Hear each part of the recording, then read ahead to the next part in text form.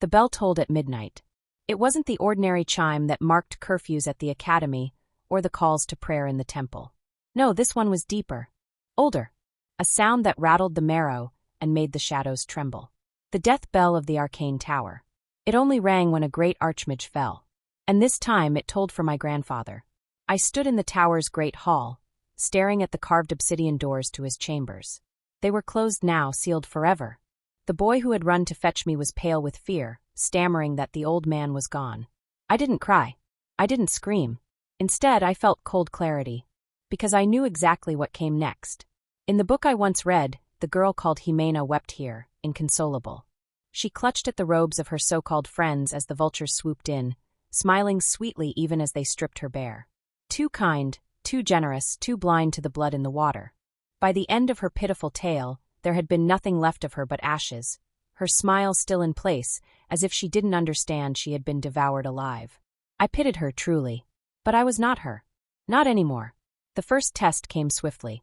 Lady Ximena purred a voice as smooth as poisoned honey.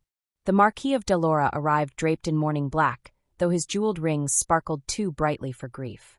I understand this is a difficult hour, but surely you know the Arcane Council must secure the tower's grimoires. For safekeeping, of course. The original Ximena would have nodded through her tears, too broken to protest, handing over centuries of knowledge as though it were natural. After all, hadn't her grandfather always said, "Be kind, child, the world will repay it"? But the world never did. It only took. I lifted my gaze, my lips curving into a smile so faint it could almost be mistaken for grief. Ah yes, the grimoires. What a tragedy it would be if they fell into the wrong hands. But of course, Marquis. I let my voice linger, light as silk. Your hands are the wrong ones. The hall went still. The Marquis blinked, momentarily robbed of his rehearsed lines. I what? I said no. I replied, my tone as gentle as if I were declining extra sugar in my tea. The grimoires remain where they are. My grandfather's wards will not answer to anyone else. Not even you. Behind him, several minor lords shifted uncomfortably. They had expected the pliant, grieving lamb of the novel. Instead, I had given them a wolf's smile. The Marquis's face flushed purple. This is highly irregular. The council will receive a formal message from me tomorrow. I cut in smoothly. Written, sealed, and properly bound by blood oath as tradition requires. Until then, I suggest you return to your estate and rehearse your condolences more convincingly. The air was so taut you could have strummed it like a harp string. In the silence, the tower stirred. A low hum vibrated through the stones beneath my feet, subtle but undeniable. The runes etched into the marble pillars flickered faintly, like an old man opening his eyes for the first time in years. The Marquis paled. He noticed it too. The tower, one of the lesser lords whispered. It's awakening?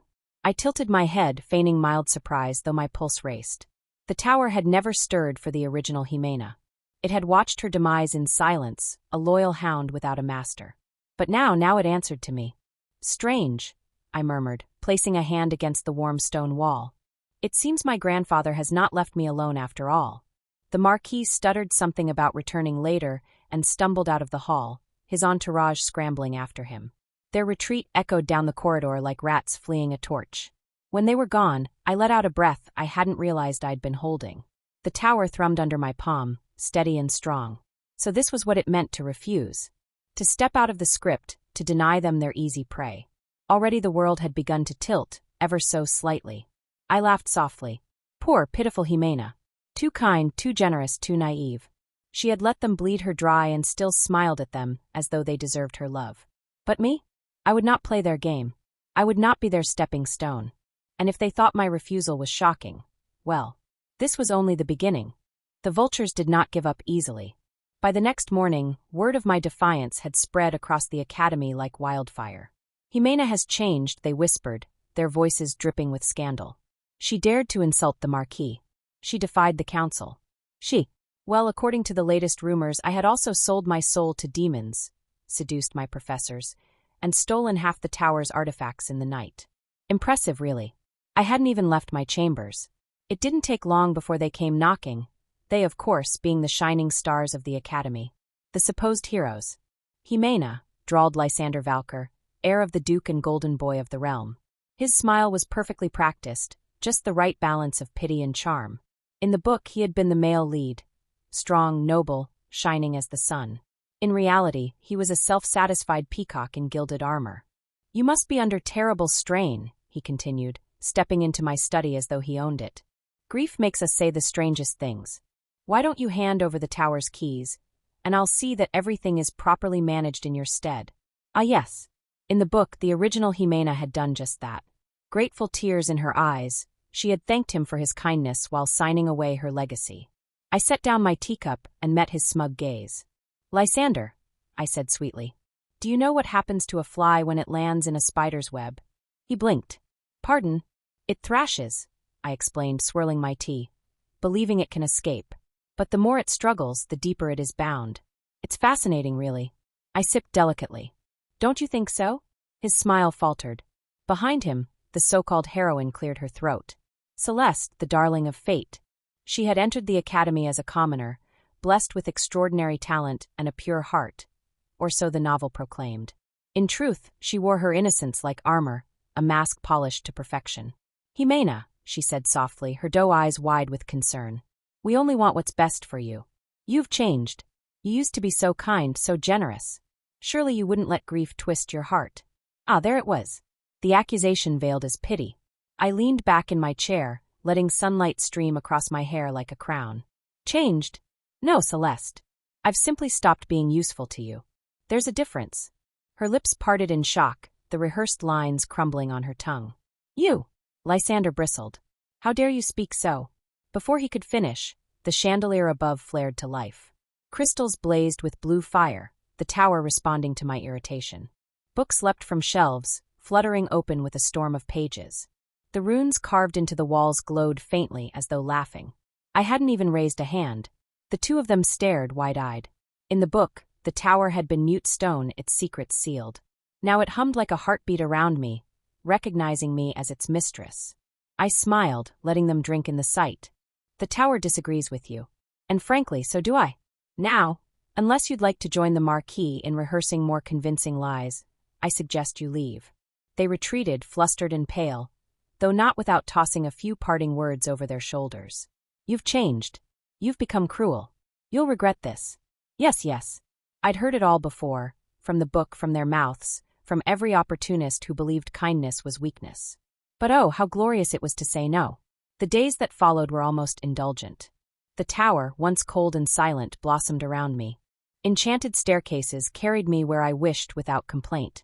A hearth in the great hall lit itself at my passing. Shelves offered me tomes before I asked. Meals appeared in gilded trays, steaming and fragrant, the tower's kitchens remembering my grandfather's recipes. It was an easy life, a bountiful life, and I had only to exist for magic to answer.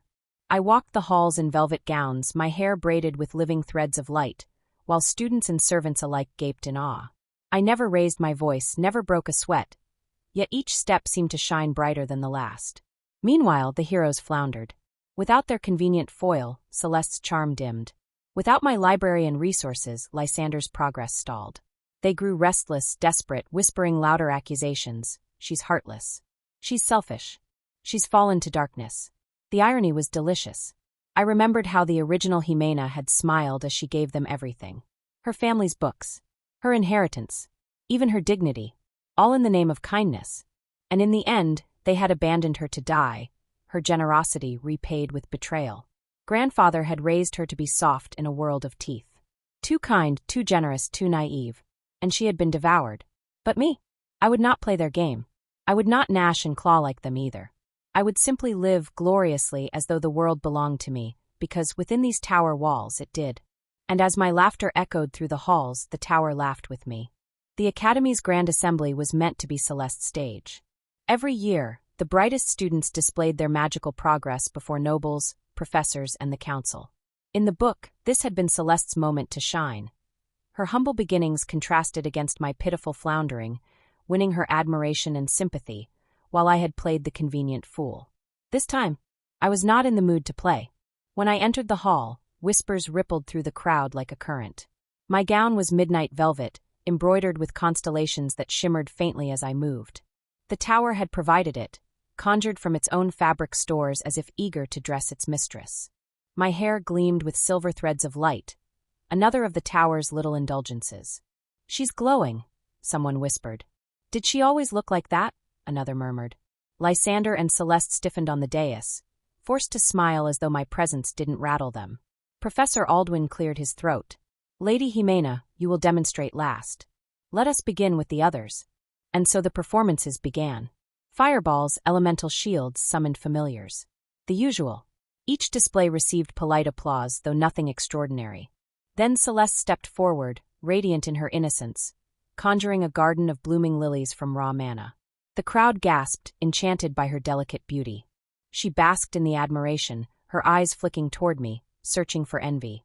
I merely clapped politely. Then it was my turn. I walked to the center of the dais, the tower's sigil pulsing faintly at my wrist. The professors looked expectant, perhaps anticipating a humiliation that would restore the book's script. Instead, I whispered a single word. The floor beneath us trembled. The runes carved into the marble walls flared alive, weaving in patterns unseen for centuries. From the air itself, light gathered, shaping into translucent wings that unfurled behind me, vast and iridescent. Gasps erupted across the hall. Books flew open, their pages rustling as though in reverence. The chandeliers blazed with silver fire. And in the hush that followed, a voice not my own echoed through the chamber. The blood of Valerius has awakened. Silence. Then chaos. Professors stumbled over each other, scribbling notes, muttering about ancient bloodlines and lost magics. Nobles leaned forward in their seats, hungry for alliances. Students gawked, mouths open. Celeste's lilies withered in the shadow of my wings. I raised a brow. Was that sufficient? The applause was thunderous. Celeste's smile froze on her face, brittle as glass. Lysander's jaw tightened until it could have cracked. I had done nothing more than breathe, and yet the tower had crowned me its mistress. And the world had seen it. Life afterward became almost absurdly easy. Professors who once overlooked me now vied for my attention. Nobles sent invitations daily, hoping to curry favor. Even the academy kitchen seemed determined to please. My meals arriving hotter, fresher, and more elaborate than anyone else's. The tower delighted in spoiling me. Shelves offered rare tomes at a mere glance. Wardrobes unfolded gowns of silk and velvet. Once, when I tripped slightly on the stairs, the steps themselves shifted, catching me gently before I could fall.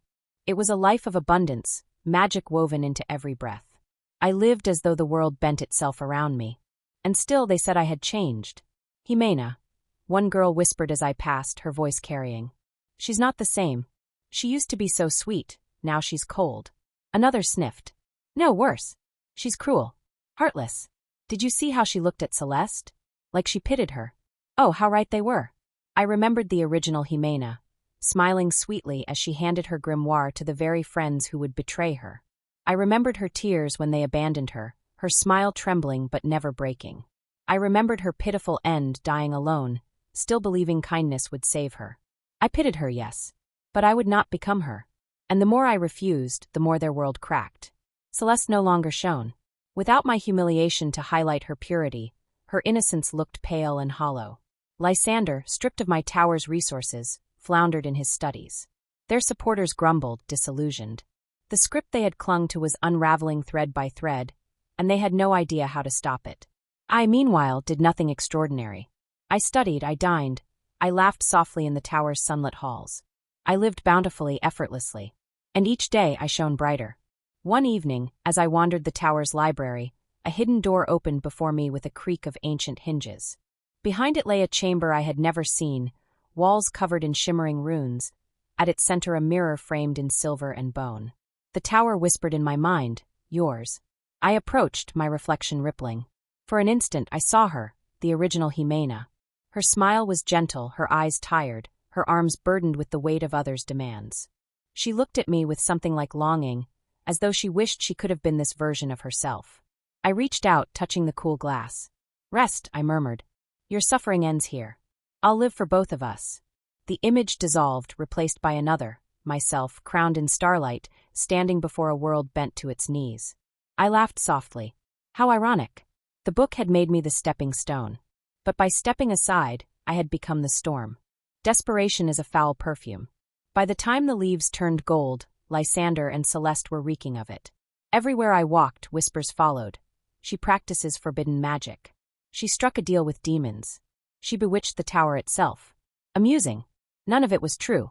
I had done nothing but sip my tea, read my books, and let the tower indulge me. It was my refusal that drove them mad. And desperate people make mistakes. One morning, I arrived at the academy to find the halls in uproar.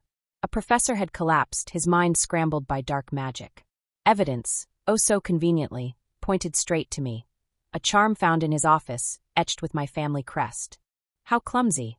I mused aloud when they confronted me, dangling the trinket like a noose. If I were to frame someone, I'd at least hide the threadwork properly.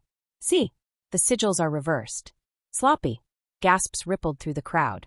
I tapped the charm lightly, and the runes flared, revealing the faint imprint of another's mana. Not mine. Celeste, dear, I said, turning to the heroine who had gone rigid, your hand is all over this. I don't, she stammered, cheeks flaming. But the tower's walls pulsed in agreement, the runes glowing faintly around her. Witnesses gasped. Celeste fled in tears, her carefully polished innocence shattering under the weight of truth. And Lysander? He stared after her, jaw tight, betrayal written across his handsome features. Their perfect unity had cracked. It didn't take long for the cracks to widen. The Marquis of Delora, once so confident, accused Celeste of dragging him into disgrace. Other nobles muttered that Lysander's judgment was faltering, his grip on his future title weakening. Students whispered that perhaps the chosen ones weren't chosen at all. And still they blamed me. She's changed, they cried. She must be stopped. Unreasonable to the last. They could not fathom a world where I simply refused to play the fool. Without me kneeling at their feet, their world unraveled. How delicious. They tried again. This time an assassin in my chambers. He slipped through the shadows with a dagger slicked in venom. The original Ximena would have been dead before she realized the betrayal. But the tower had other ideas. The floor itself rose like a wave, slamming the intruder against the wall. His blade clattered harmlessly to the ground as runes seared across his skin, branding him a traitor. I sipped my wine from the balcony, watching the tower do the work for me. Really, I said dryly, if you send an assassin, at least hire one that doesn't squeal when caught. The man wailed, begging for mercy. But it was not mine to give. The tower devoured him whole, stones sealing shut as though nothing had happened. Word spread by dawn. The tower was alive, and it protected me. The fear in their eyes was almost as sweet as the wine on my lips. By winter's first snow, the academy hosted its mid-year convocation. Nobles, professors, and students gathered in the great hall, banners fluttering above. Once again, all eyes turned to Celeste and Lysander. Once again, they tried to claim the stage. Celeste stood trembling, her magic sputtering. Lysander's aura wavered, his once bright flame dimmed. And still they tried to speak with authority. She must be stopped, Lysander shouted, pointing at me where I sat casually sipping spiced cider. Ximena has bewitched the tower. She plots to usurp the council itself. Murmurs rippled. Not in agreement, no. In disbelief. Because behind me, the tower's walls flared with silver light, bathing me in brilliance. Every rune hummed in harmony. The chandeliers shone like starlight. My hair gleamed as though crowned in constellations. I did nothing. I simply sat, effortless, glorious. And in the silence, the tower spoke for me. She is mistress. You are nothing. The hall erupted. Nobles scrambled to realign themselves, professors whispered frantically, students stared in awe. Lysander went white as snow. Celeste collapsed to her knees, sobbing. Their carefully woven image shattered like glass. I almost pitied them. Almost. But then I remembered the book, the way they had devoured the original Ximena, smiling as they drained her dry. I remembered how she had smiled back, too kind to see the cruelty, too naive to survive. I raised my glass in a silent toast to her memory. Rest, poor girl. They'll never use me the way they used you. That night, the tower opened another chamber to me. This one filled with mirrors, dozens, hundreds, all showing glimpses of possible futures. In some, I saw myself crowned in glory. In others, I saw the heroes writhing in ruin. In all, I stood radiant while they crumbled. The tower whispered, "This is the fate you have chosen." I laughed softly, the sound echoing against the silvered glass. No, this is the fate they chose the moment they mistook kindness for weakness. I merely stepped aside and let the world see them as they are. And oh, how the world watched them unravel. The snows of winter gave way to spring, and with them, a new order bloomed. The tower opened its gates only to me now. The nobles who had once circled like vultures found themselves barred from its libraries, its vaults, its ancient halls. Professors who once lectured me with thinly veiled disdain now bowed, pressing trembling hands to their hearts whenever I passed. Even the Council of Magi, those proud arbiters of tradition, wrote letters in gold ink addressed not to my family name, but to me. It was laughably easy. I had not schemed, I had not clawed my way up the ladder. I had simply stood still while the rest stumbled over themselves. The world, it seemed, could not function without its villainess. And so, I became the axis around which it turned. Meanwhile, the heroes drowned in their own undoing. Celeste was cast from her noble house after her failed schemes were dragged into daylight. Once hailed as the radiant heroine, she now wept in the streets, her white robes stained, her voice hoarse from pleading. Lysander fared little better. His father, the Duke, stripped him of inheritance after his credibility crumbled. His so-called charisma curdled into arrogance, his temper flaring until no ally remained.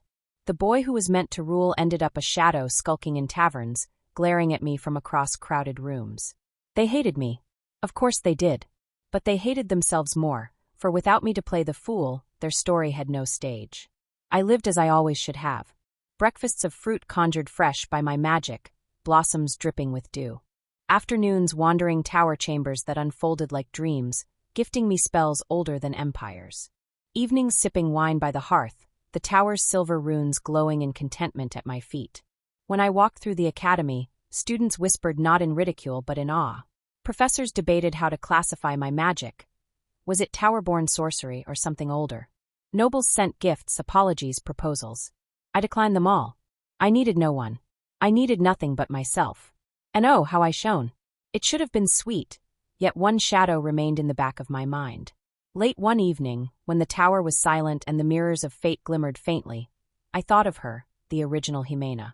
The girl too kind for her own good, too generous, too blind. She had smiled as they bled her dry, never once realizing the cruelty of the world she lived in. She had died believing herself unworthy, her story little more than a stepping stone for brighter stars. I sighed, pressing a hand to the cool glass of a mirror. If only you could see this, I murmured. Would you be pleased? Would you be proud that I turned your ashes into fire? The mirror flickered. For an instant, I thought I saw her reflection, soft, tired eyes, a small smile. Then it vanished, leaving only my own wry face staring back. Perhaps it was imagination, or perhaps some part of her still lingered, watching as I rewrote the ending she never had. Either way, I would live gloriously for us both. The world outside remained brutal. Blood still flowed in alleys, nobles still bartered lives for power, students still poisoned one another's cups for advancement. This was reality, merciless, unforgiving. But I no longer flinched from it. I thrived in it. The tower whispered truths sharper than any blade, and I wielded them without hesitation. Where the old Ximena would have given, I refused. Where she would have bent, I stood straight. Where she would have smiled through betrayal, I laughed at it. The irony was endless. By doing nothing but stepping aside, I had toppled their perfect story. By living easily, I had achieved everything they schemed for. And so my enemies lived in regret, watching from the shadows as I claimed the glory they thought belonged to them. The night of the spring equinox marked the final curtain. The council gathered in the great hall, the tower blazing with light. Before nobles, students, and professors alike, the tower spoke once more in a voice like rolling thunder. Ximena, mistress of the tower. Its heart is yours. Its power is yours. Its destiny is yours. Gasps filled the air. Knees bent. Even the proudest of lords lowered their heads. I stood bathed in silver fire, not as a stepping stone, not as a villainess, but as the axis of their world. My enemies watched from the shadows, pale and broken. I smiled, slow and sharp. The book had written me as a tragedy. But I had torn its pages, one by one, until there was nothing left but my own story. A story where I lived easily. Where I lived gloriously. Where they, the so-called protagonists, could do nothing but regret. And if the original Ximena was listening somewhere beyond the veil, I hoped she was smiling at last.